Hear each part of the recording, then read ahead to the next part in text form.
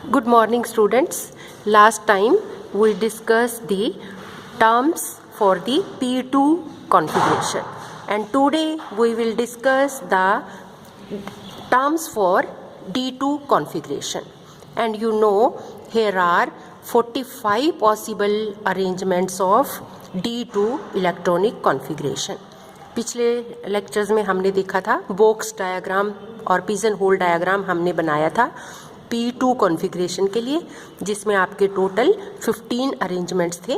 लेकिन यहाँ पर आप देख रहे हैं this is the box diagram for D2 configuration. अगर यहाँ पर आप देखेंगे तो टोटल यहाँ पर आपके 45 अरेंजमेंट्स हैं, यानी कि D के अंदर 2 इलेक्ट्रॉन्स को आप इन 45 के तरीके से फिलअप कर सकते हो। तो ये बॉक्स डायग्राम है आपका, जिसमें D2 इलेक्ट्रॉन्स के 45 अरेंजमेंट्स हैं, जिसमें आपको D2 इलेक्ट्रॉन्स फिलअप करने हैं। तो यहाँ पर ये देखोगे these are the 25 arrangements. Next here are the next 10 arrangements, another 10 arrangements. लेकिन इनको मैंने अलग अलग क्यों लिख दिया इस डायग्राम को इकट्ठा बनाने के बजाय? वो इसलिए कि इस 10 अरेंजमेंट को और इसके नीचे वाले 10 अरेंजमेंट्स को 26 से लेके 35 तक आप देखेंगे तो these are similar to each other. वो कैसे सिमिलर है? क्योंकि यहाँ पे भी दोनों इलेक्ट्रॉन्स आपके कैसे हैं? These 2 electrons are of parallel spin, और यहाँ पे भी दोनों इलेक्ट्रॉन्स आपके कैसे हैं? पैरेलल स्पिन के हैं। यहाँ पर देखोगे this electron corresponding to L value +2 और यहाँ पे +1, तो रिजल्टेंट वैल्यू यहाँ पे +3 है आपकी, और यहाँ पे भी आप देखोगे यहाँ पे भी +3 है। इसी तरह से नेक्स्ट अरेंजमेंट में रिजल्टेंट वैल्यू ऑफ L आपकी +2 है, +1 है, देन 0। तो यहाँ पर भी सेम +2 +1 0, देन +1 0 एंड देन -1 -1 -2 -3। तो ये 10 अरेंजमेंट्स बिल्कुल इसके पैरेलल हैं, यानी बिल्कुल इसके सिमिलर हैं। उसी तरह से ये जो आपके 16 से लेके 25 तक के अरेंजमेंट्स हैं, ये आपके 36 से 45 के अरेंजमेंट के बिल्कुल सिमिलर हैं। वो कैसे हैं? क्योंकि यहाँ पर एक आपका पैरेलल और दोनों इलेक्ट्रॉन, एक पैरेलल एक एंटी पैरेलल, यानी कि दोनों इलेक्ट्रॉन ये आपके एंटी पैरेलल स्पिन के हैं। यहाँ पे भी आप देखोगे दोनों इलेक्ट्रॉन आपके एंटी पैरेलल स्पिन के हैं। L की वैल्यू इसके अरेंजमेंट के लिए +3 है, इस अरेंजमेंट के लिए भी आपकी +3 है। Next +2 same, next +1 same, then 0, then again +1, then 0 -1 -1 -2 -3, और you can say this box is very much similar to this box and this box is very much similar to this box. And now we have divided this box diagram into 3 parts, part A, B and C. Part A आपको क्या show कर रहा है? This is the possible arrangement of 2 electrons with parallel spin in 5d orbitals. This is 5d orbitals. And next B, this is showing possible arrangement of paired spin in 5d orbitals. And next C, this is the possible arrangement of opposite spin of the electrons in 5d orbitals। तो ये हमने parallel, ये भी इसके parallel, यानी कि ये इसके सिमिलर, ये इसके सिमिलर। तो नेक्स्ट अब हम जब इसकी D2 कॉन्फ़िगरेशन की टर्म्स निकाल लेंगे तो हम इस पार्ट को और इस पार्ट को डिस्कार्ड कर देंगे, इग्नोर कर देंगे। सिर्फ इन 25 अरेंजमेंट्स के बेसिस पे ही हम इसकी टर्म्स निकाल लेंगे। इसको और इसको कैंसल आउट हम क्यों करेंगे? क्योंकि ये सब सिमिलर हैं, ये दोनों। अगर सिमिलर अरेंजमेंट हम रख के चलते हैं तो इसका मतलब हमारा पॉलीज एक्सक्लूजन प्रिंसिपल जो ये कहता है कि no 2 electrons can have all the 4 set of quantum number same, उसके हम अगेंस्ट हो जाएंगे, यानी कि उसको हम वॉयलेट करेंगे, और ऐसा करना पॉसिबल नहीं है। क्योंकि पॉलीज एक्सक्लूजन प्रिंसिपल के अकॉर्डिंग चारों क्वांटम नंबर सेम नहीं हो सकते। अगर हम इन अरेंजमेंट्स को देखें तो इसमें आपके क्वांटम नंबर सेम हो जाते हैं। तो इसलिए हम इन दोनों बॉक्सेस जो हमारे ये 10 arrangements and 10 arrangements, in 20 arrangements को हम कैंसल आउट करेंगे और बाकी के जो हमारे 25 अरेंजमेंट्स हैं इनको कंसीडर करते हुए हम आपकी टर्म्स निकाल लेंगे फॉर D2 कॉन्फ़िगरेशन। और नेक्स्ट डायग्राम में हम वही करने जा रहे हैं।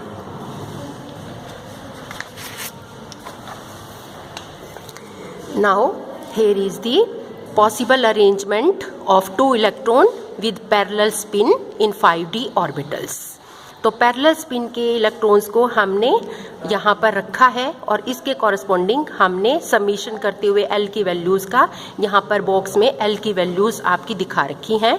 और यहाँ पर आपको पता है स्पिन की वैल्यू, क्योंकि दोनों इलेक्ट्रॉन पैरेलल स्पिन के हैं तो half plus half parallel spin के कारण यहाँ पर रिजल्टेंट वैल्यू ऑफ S क्या आ जाएगी, आपकी 1 आ जाएगी। और ये जो अरेंजमेंट्स, ये जो समीशन ऑफ L से जो वैल्यूज़ आई हैं इन सब को हमने यहाँ पर इकट्ठा करके रख लिया। फिर उसके बाद हमने इनको अरेंज करा। जब हम इनको अरेंज करते हैं तो किस तरह से अरेंज करते हैं, +3 +2 +1 0 -1 -2 -3। तो इन सारी वैल्यूज़ में से आप देखोगे कि कौन सी बच गई। फिर यहाँ पर बच गई एक और अरेंजमेंट जो बच गया यहाँ पर, वो क्या है, दिस इज़ +1 0 एंड -1। तो इस अरेंजमेंट के कॉरस्पॉन्डिंग जब आप देखेंगे कि L की वैल्यूज़ क्या है, इसके कॉरस्पॉन्डिंग L = 3 और इसके कॉरस्पॉन्डिंग आप देखेंगे दिस इज L = 3 और इसकी कॉरस्पॉन्डिंग L = 1। और दोनों इलेक्ट्रॉन, सभी इलेक्ट्रॉन यहाँ पर क्योंकि पैरेलल स्पिन के हैं इसलिए आपका रिजल्टेंट S क्या आ गया, 1। स्पिन मल्टीप्लिसिटी क्या आ गई अब आपकी, 2s + 1 में 1s की वैल्यू 1 पुट करने के बाद स्पिन मल्टीप्लिसिटी आपकी 3 आ गई। तो इसका मतलब क्या हुआ, यहाँ पर L आपका 3 है और मल्टीप्लिसिटी भी आपकी 3 है। तो इसके लिए एनर्जी टर्म क्या बनेगा आपका 3f, क्योंकि अगर आपको ध्यान हो f यानी कि 3 के कॉरस्पॉन्डिंग एनर्जी स्टेट f, 4 के कॉरस्पॉन्डिंग G, 2 के कॉरस्पॉन्डिंग D, 1 के कॉरस्पॉन्डिंग P, 0 के कॉरस्पॉन्डिंग S।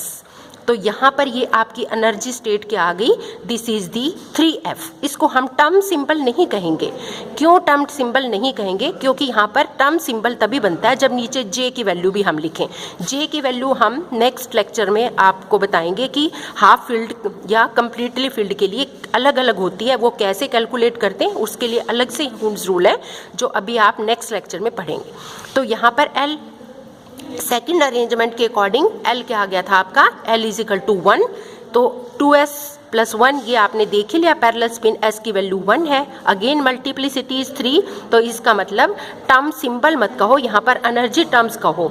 तो ये टर्म फिर क्या आ गई आपकी 3p। इसका मतलब इसके अकॉर्डिंग आपकी ये 2 टर्म्स आ गई 3f एंड 3p।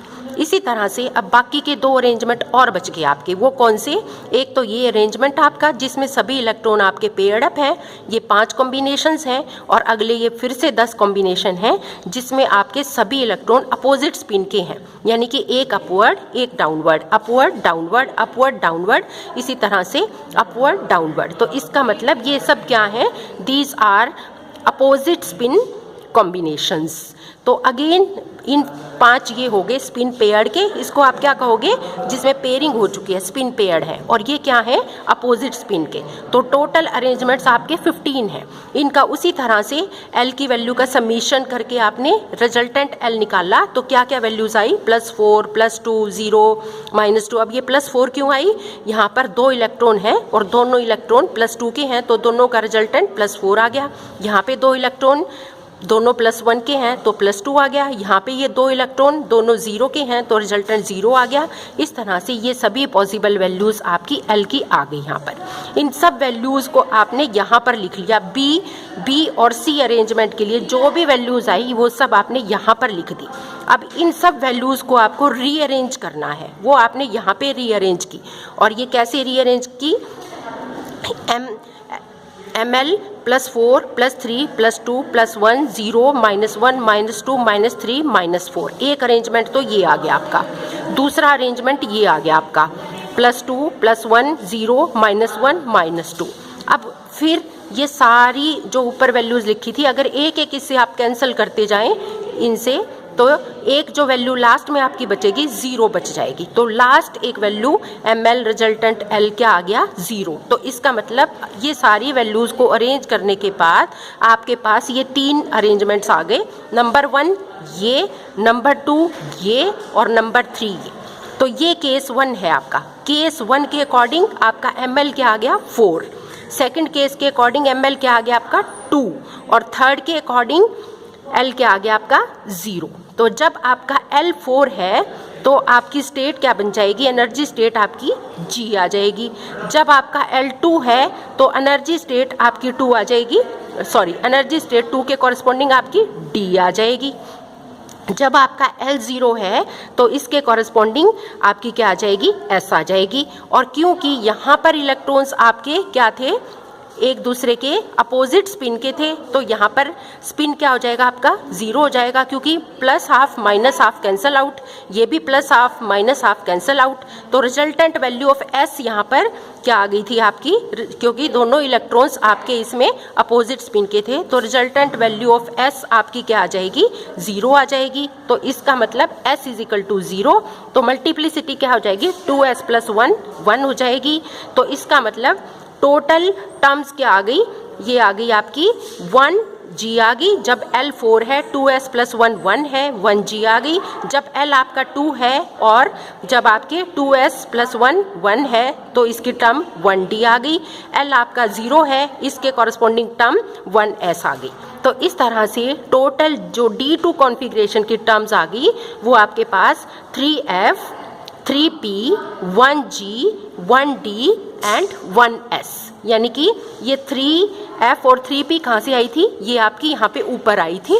इस अरेंजमेंट के अकॉर्डिंग ये 2 आई थी और इस पूरे अरेंजमेंट के अकॉर्डिंग ये आपकी 1G 1D और 1S, और टोटल ये सब मिला के आपके पास D2 कॉन्फ़िगरेशन। D2 किसका एग्जाम्पल है, वेनेडियम ट्राईपॉजिटिव, ये इसका एग्जाम्पल है D2। तो इस कॉन्फ़िगरेशन के अकॉर्डिंग ये आपकी 3F 3P 1G 1D और 1S ये टोटल टर्म्स आ गई। This was all about terms of the D2 configuration. Next we are talking about the term symbols और terms for the close shell configuration.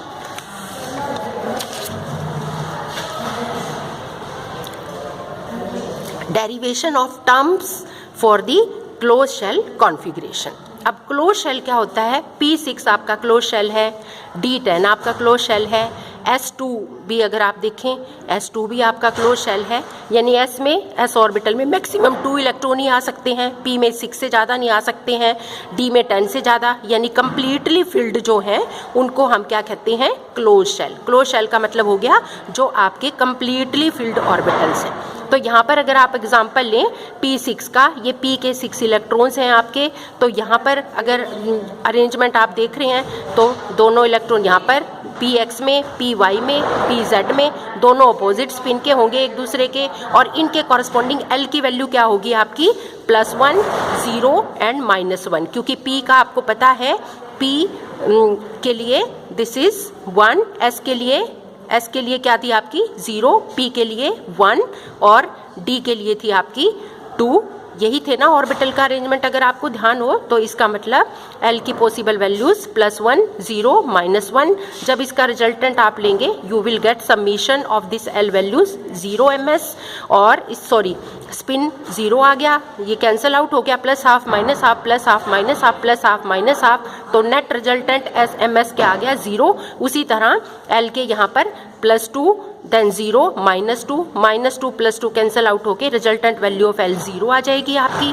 तो ये आपका MS भी 0 है, ML भी 0 है, तो इसका मतलब इसके कॉरस्पॉन्डिंग क्या हो गया आपका ये सिंगलेट स्टेट आ गई, this will be your term 1s, यानी कि मल्टीप्लिसिटी 1 आ जाएगी इसकी जब ms आपका 0 होगा, और 0 के कॉरस्पॉन्डिंग स्टेट आपकी s आ जाएगी, और j क्या होगा, ये 0 + 0, ये j की वैल्यू। This is the complete term symbol for close shell.